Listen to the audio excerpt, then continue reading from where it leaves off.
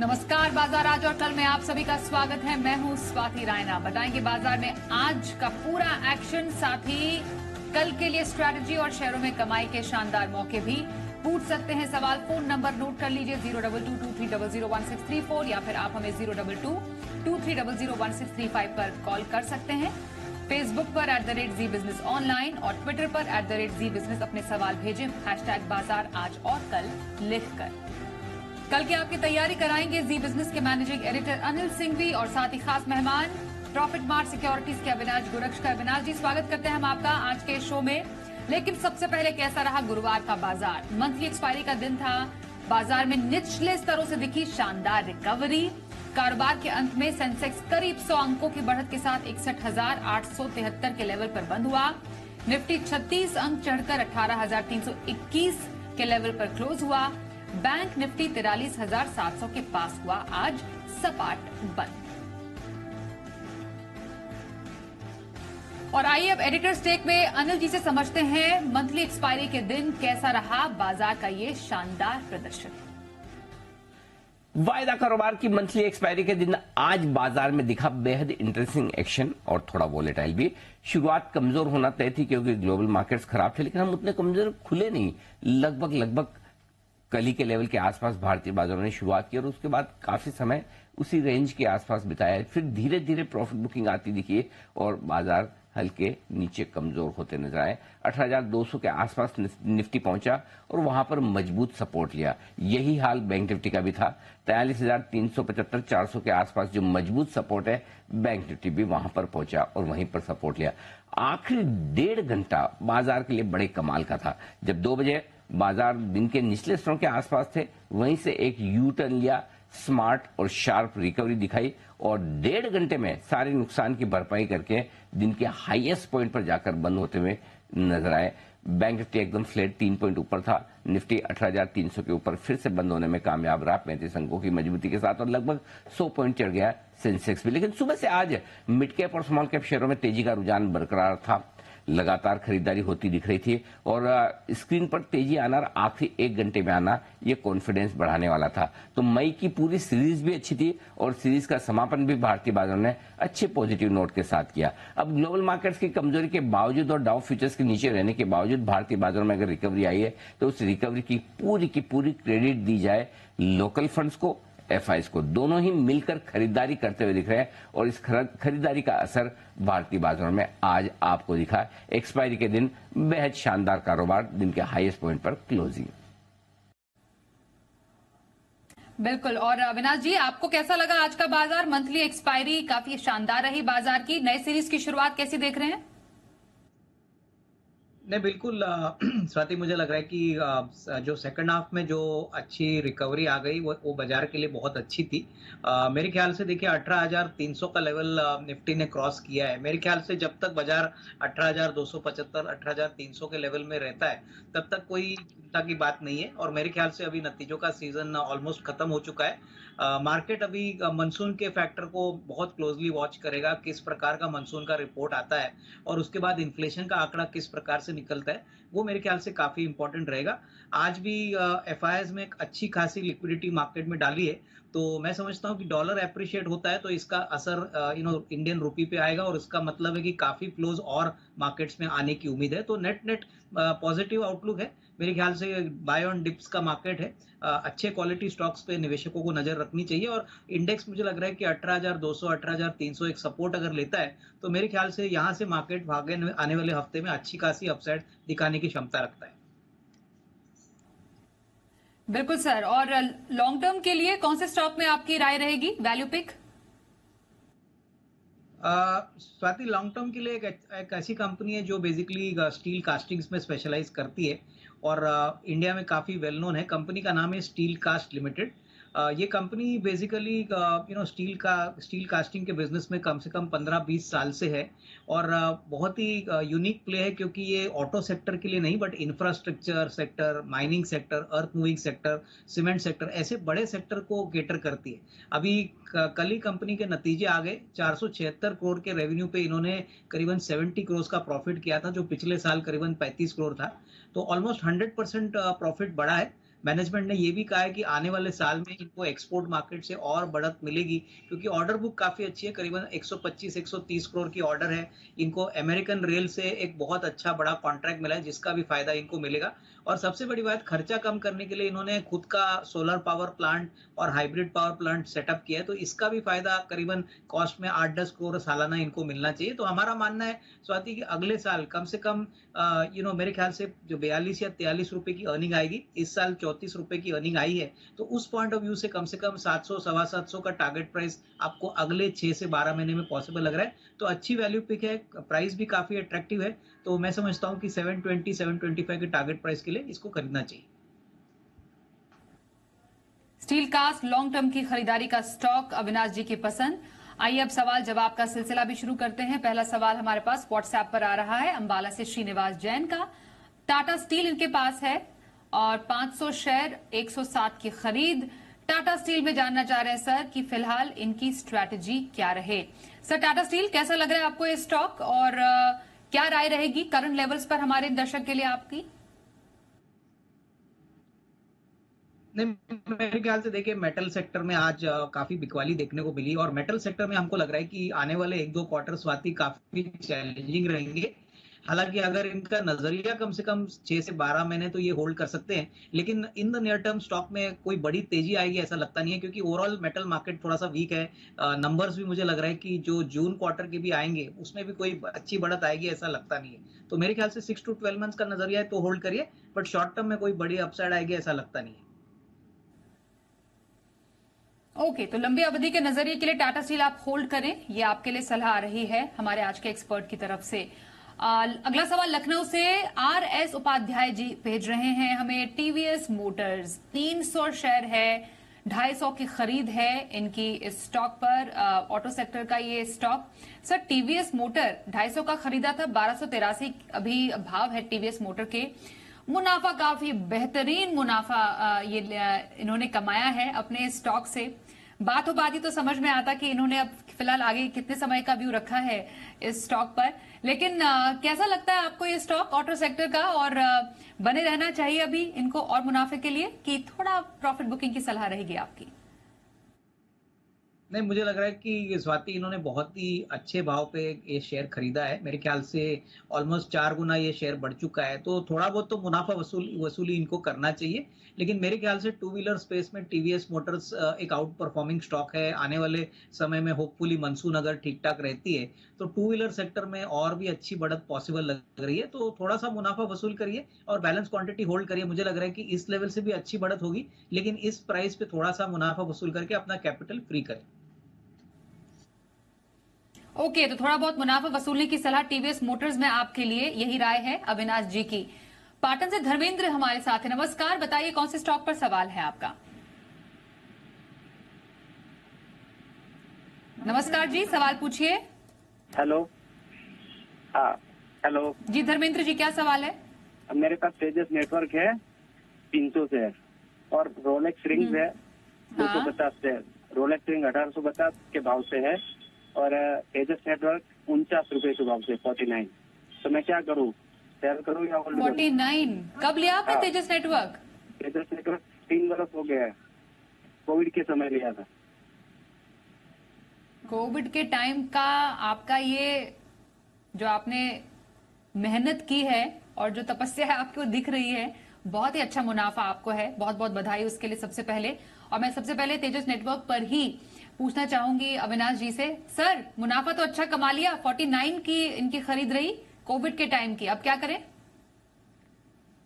नहीं, मेरे ख्याल से बहुत ही बेहतरीन लेवल पे इन्होंने खरीदा था। और सबसे बड़ी बात, तेजस नेटवर्क अभी चर्चे में और इसलिए भी है क्योंकि अभी 5G रोल आउट जैसे जैसे होगा तो कंपनी को काफी फायदा होना चाहिए। इनफैक्ट हाल ही में कंपनी को एक 15,000 करोड़ का बहुत बड़ा ऑर्डर मिला है, जो आने वाले 2 साल में कंपनी इंप्लीमेंट करेगी। तो आउटलुक तो डेफिनेटली स्वाति कंपनी का बहुत बढ़िया है, यहाँ पे होल्ड करने की राय रहेगी। लेकिन इन्होंने जिस भाव पे खरीदा है और अभी जो भाव है, इसमें मैं यही कहूंगा कि थोड़ा सा मुनाफा वसूल करे, थोड़ा सा कैपिटल कॉस्ट अपना निकाल दे और बैलेंस क्वांटिटी होल्ड करें, क्योंकि अगले 12-18 महीने के लिए आउटलुक तो डेफिनेटली काफी पॉजिटिव लग रहा है।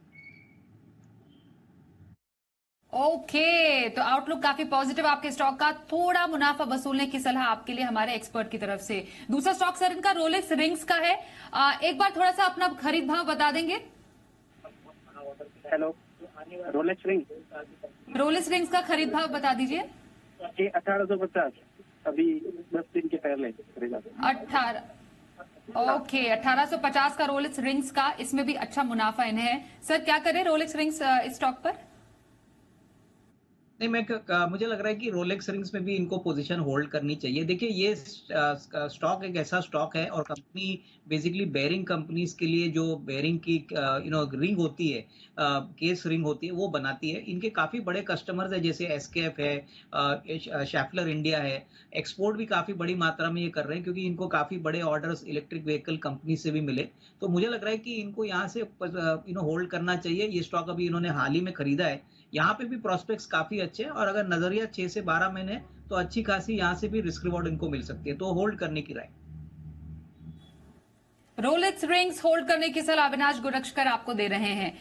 अगले कॉलर इस वक्त हमारे साथ पुणे से सुनील अग्रवाल। नमस्कार, बताइए कौन से स्टॉक पर सवाल है आपका?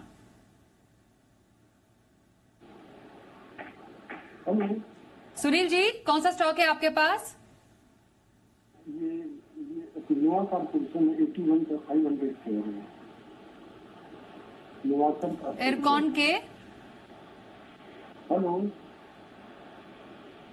हाँ, कौन से एरकॉन के स्टॉक्स हैं? नोवा कॉर्पो, नोवाकर कॉर्पो, NOVACAR। ओके, थोड़ा सा मैं चाहूंगी कि थोड़ा कंफर्म कर ले स्टॉक कौन सा है इनके पास। ओके, हमारे पास जो इंफॉर्मेशन जी फिर से बताइए।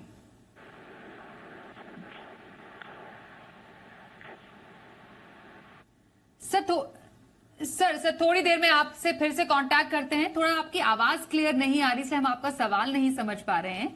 आप फिर से हमें कॉल कीजिए और बताइए आपके पास कौन सा स्टॉक है, फिर थोड़ा सा अच्छे से इस पर राय लेते हैं हमारे आज के एक्सपर्ट की तरफ से। एक सवाल हमारे पास इस वक्त आ रहा है वडोदरा से मितेश पांचाल साहब का। साइंट इनके पास है, 2250 शेयर है, 1240 की खरीद है इनकी साइंट पर। सर क्या है इस स्टॉक पर आपकी राय सर? कैसा लगता है आपको स्टॉक? और फिलहाल जो इनका खरीद भाव है 2250 का, ऊंचे खरीद माफ कीजिए 1240, मुनाफा मैंने थोड़ा कंफ्यूज कर दिया। 1240 का इनका बाइंग प्राइस है, 1305 अभी फिलहाल साइंट लिमिटेड का भाव है और मुनाफा अच्छा है क्योंकि नंबर ऑफ शेयर्स काफी ज्यादा है इनके। क्या करें? नहीं, मेरे ख्याल से यहाँ पे पोजीशन होल्ड करिए। देखिए, अभी स्टॉक डेफिनेटली एक अप ट्रेंड में है और जिस प्रकार से अभी इंटरेस्ट मिड कैप आईटी में वापस आ रहा है, मेरे ख्याल से देखिए सीएंट एक डिफरेंशिएटेड आईटी प्लेयर है। ऑर्डर बुक काफी अच्छी है। पिछले साल दैट इज मार्च 23 में इन्होंने नंबर्स ठीक ठाक दिखाए और कमेंट्री भी काफी पॉजिटिव है। तो इनका नजरिया कम से कम 12-15 महीना होना चाहिए क्योंकि देखिए अभी भी यूएस यूरोप में जो हेडविंड्स है आईटी सेक्टर के लिए काफी चैलेंजिंग है। लेकिन हमारा मानना है कि अगले साल में होपफुली यहाँ से ग्लोबल हेडविंड्स थोड़े से बदलाव आते हैं, चेंजेस आते हैं और इंप्रूवमेंट आता है, तो यहाँ पे बाउंस बैक सीएंड को काफी अच्छा देखने को मिलेगा। तो यहाँ पे होल्ड करें, 6 to 12 मंथ्स का टाइम फ्रेम रखें। मुझे लग रहा है अच्छी खासी कमाई यहाँ से भी हो सकती है। 6 से 12 महीने के टाइम फ्रेम के लिए साइंट लिमिटेड में बने रहने की सलाह आपके लिए हमारे एक्सपर्ट की। पलवल से ललित कुंदू साहब हमारे साथ हैं। नमस्कार, कौन से स्टॉक पर सवाल है आपका? हाँ, नमस्ते मैम। अविनाश सर, नमस्कार सर। नमस्ते। मैं पलवल से बात कर रहा हूँ सर, ललित कुमार। मेरे अदानी ग्रुप के शेयर पर सवाल है सर। अदानी का जो गैस का लिया था, अदानी टोटल गैस लिया था मैंने, उसको एवरेज करते करते 100 क्वांटिटी और 751 रुपया एवरेज प्राइस आया है सर मेरा। तो सर मुझे आगे क्या है, इसको और एवरेज करके डाउन करना चाहिए क्योंकि सर्किट में रहता है सर, ऊपर नीचे 5-5 सर्किट चलता है, 5-5% का। तो मुझे क्या इसको अभी निकल जाना चाहिए 850 के एवरेज, या फिर नीचे आए तो एवरेज करूं सर इसको, या और लेनी चाहिए? जी अविनाश जी, क्या राय रहेगी अदानी टोटल गैस पर? नहीं, मुझे लग रहा है कि देखिए आपने एवरेज करके काफी कम आपका कॉस्ट किया है और अभी तो आप थोड़ा बहुत प्रॉफिट में हो। मेरा मानना है कि देखिए अडानी टोटल गैस का जो बिजनेस मॉडल है वो तो काफी स्ट्रांग है। काफी नए ज्योग्राफिकल एरियाज कंपनी को मिले और सीएनजी की डिमांड बढ़ रही है। लेकिन कंपनी का जो एक्सपेंशन प्लान है इसके लिए हमको लग रहा है कि शायद ज्यादा कर्जा, ज्यादा इक्विटी डाइल्यूशन होने की अपेक्षा है। तो इमीडिएट नियर टर्म में कोई बड़ी अपसाइड आएगी ऐसा लगता नहीं और वैल्यूएशन सस्ते नहीं है, अभी भी इस लेवल पे काफी महंगे। तो मैं आपको ये राय दूंगा कि आपको अगर अडानी ग्रुप के स्टॉक्स में पैसा लगाना है तो अडानी विल्मर, अडानी पोर्ट्स, ये मेरे ख्याल से अडानी टोटल गैस के कंपैरिजन में काफी अच्छे विकल्प है। अगले 12-15 महीने में आप अगर होल्ड करते हो तो अच्छी खासी कमाई होगी। तो स्विच करें, अडानी टोटल गैस से निकल के आइदर अडानी विल्मर या अडानी पोर्ट्स में निवेश करें, यही अच्छी स्ट्रेटेजी रहेगी आपकी। ओके, तो अदानी टोटल गैस की जगह अदानी विल्मर, अदानी पोर्ट, ये इस कंपनी के कुछ ऐसे दूसरे शेयर है, इस फैमिली के दूसरे शेयर हैं जहां पर आप खरीदारी का मौका तलाश सकते हैं। आइए अब आगे बढ़ते हैं। मुंबई से अंकुर जोशी हमारे साथ है। नमस्कार, बताइए कौन से स्टॉक पर सवाल है आपका?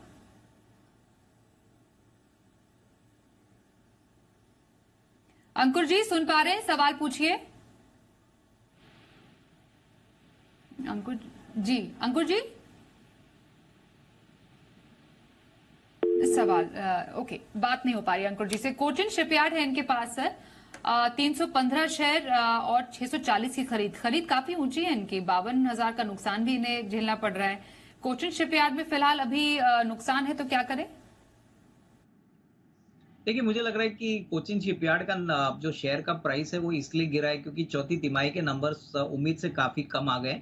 लेकिन हमको ये बात समझनी चाहिए कि देखिए अभी भी कोचिन शिपयार्ड के पास करीबन 3,500-4 हजार करोड़ की ऑर्डर बुक है। चौथे तिमाही में थोड़ा सा एग्जीक्यूशन का इशू था, इसलिए नंबर्स थोड़े से वीक आ गए। अगर नजरिया 12-15 महीना है तो मुझे लग रहा है कि आपको चिंता करने की कोई बात नहीं। इनफैक्ट मैं आपको ये कहूंगा कि थोड़ा सा अगर आपके पास लिक्विडिटी है तो थोड़ा सा एवरेज कर लीजिए, लेकिन लंबा समय तय करिए क्योंकि शॉर्ट टर्म में नहीं but medium to long term में इसमें अच्छी खासी कमाई करंट लेवल से हो सकती है। ओके, तो कोचिन शिपयार्ड में थोड़े लंबे अवधि के लिए बने रहने की सलाह आपके लिए अविनाश जी की। मुंबई से अंकुर जोशी का सवाल तो हमने लिया। अगला सवाल नागपुर से प्रदीप जी का इस वक्त सामने आ रहा है। टाटा मोटर्स इनके पास है, 1075 शेयर है, 95 की खरीद है टाटा मोटर्स पर इनकी, 95 पर खरीद है इनकी। ओके, तो फिलहाल सर 95 पे इन्होंने टाटा मोटर्स खरीदा। बात तो इन दर्शक से नहीं हो पा रही है, लेकिन उस हिसाब से 514 का अभी टाटा मोटर्स 4,51,000 का मुनाफा लेकर बैठे हैं ये। नहीं बिल्कुल स्वाति, मुझे लग रहा है कि ये भी एक लॉन्ग टर्म निवेशक ही लगते हैं क्योंकि 95 का प्राइस बहुत समय पहले हमने टाटा मोटर्स में देखा था। बट अगर कंपनी की बात करें तो मुझे लग रहा है कि अब आगे आने वाला समय टाटा मोटर्स के लिए बहुत ही बेहतरीन होगा क्योंकि हाल ही में कंपनी के जो चौथे तिमाही के नंबर्स आ गए, हर पैमाने पे, हर पैरामीटर पे कंपनी ने बहुत अच्छा नंबर दिखा है। जेएलआर का भी धंधा अभी बहुत अच्छी तरह से चल रहा है, प्लस डोमेस्टिक मार्केट में इनका जो कमर्शियल व्हीकल का, पैसेंजर कार मार्केट का बिजनेस है वो भी तेजी से बढ़ रहा है। इलेक्ट्रिक व्हीकल्स में भी इनका मार्केट शेयर सबसे ज्यादा है। तो मेरे ख्याल से देखिए 95 में इन्होंने खरीदा है, काफी बड़ी क्वांटिटी है, तो थोड़ा सा तो मुनाफा वसूल कर ले क्योंकि बहुत सिग्निफिकेंट कैपिटल गेन्स है।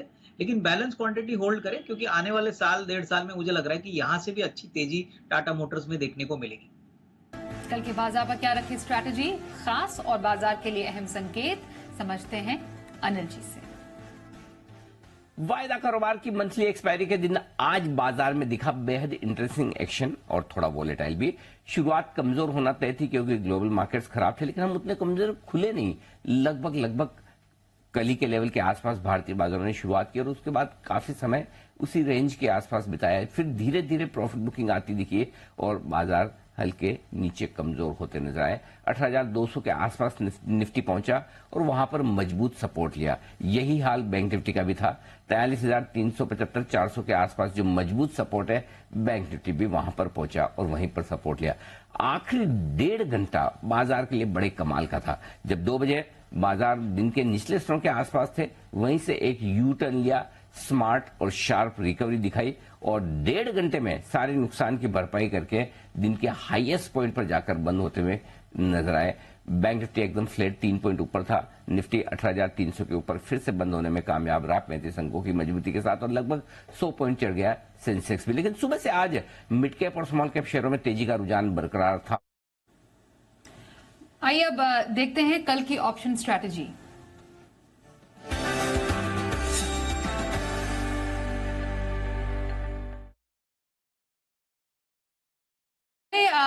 पोजिशनल ट्रेड के लिए अविनाश जी आपसे जानते हैं 7 से 10 दिन का नजरिया हो तो कौन से स्टॉक पर खरीदारी की सलाह रहेगी आपकी?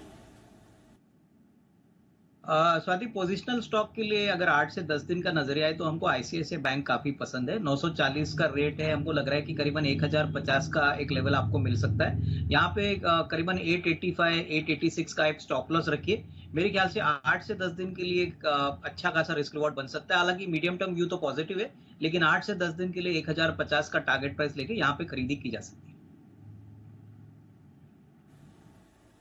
ओके, तो पोजिशनल ट्रेड आईसीआईसीआई बैंक में रखने की सलाह रही है अविनाश जी की तरफ से। आइए अब एक सवाल लेते हैं जो इस वक्त हमारे साथ हमारे कॉलर भेज रहे हैं व्हाट्सएप पर। रांची से मनोज कांत सर, टाइटन है इनके पास, 50 शेयर है, 2710 की खरीद है इस स्टॉक पर। टाइटन कैसा लगता है स्टॉक और क्या सलाह रहेगी आपकी, बने रहें कि निकल जाएं? नहीं, बिल्कुल इसमें बने रहना चाहिए। स्वाति देखिए, टाइटन एक ऐसा स्टॉक है जो एक कंजम्पशन थीम को रिप्रेजेंट करता है और जिस प्रकार के नतीजे टाइटन ने इस साल दिखाए, मेरे ख्याल से मैनेजमेंट का कॉन्फिडेंस और कमेंट्री बहुत ही बढ़िया थी। इन्होंने कहा है कि FY24 के लिए और भी अच्छे नंबर्स आने की उम्मीद है। प्लस मुझे लग रहा है कि कहीं ना कहीं नए प्रोडक्ट्स और नई बिजनेसेस पे भी ऊपर टाइटन फोकस कर रहा है। तो नजरिया अगर कम से कम 12-15 महीने का है तो इसमें यहाँ पे निवेशित रहिए। मुझे लग रहा है कि आने वाले साल इनके लिए बहुत अच्छा नंबर्स अगर प्ले आउट होते हैं तो मेरे ख्याल से अच्छी खासी कमाई इवन करंट लेवल से भी हो सकती है। तो अगर पैसों की जरूरत नहीं है या मेरे ख्याल से थोड़ा सा इंतजार ये कर सकते हैं तो डेफिनेटली यहाँ पे होल्ड करें। होल्ड करें 12 से 15 महीने का व्यू के लिए टाइटन में बने रहने की सलाह आपके लिए अविनाश जी की तरफ से। इस आज के कार्यक्रम में बस इतना ही। वक्त एक ब्रेक का हो गया है, बने रहिए हमारे साथ। अविनाश जी बहुत धन्यवाद करते हैं आपका हम इस शो में शामिल होने के लिए। देखते रहिए जी बिजनेस।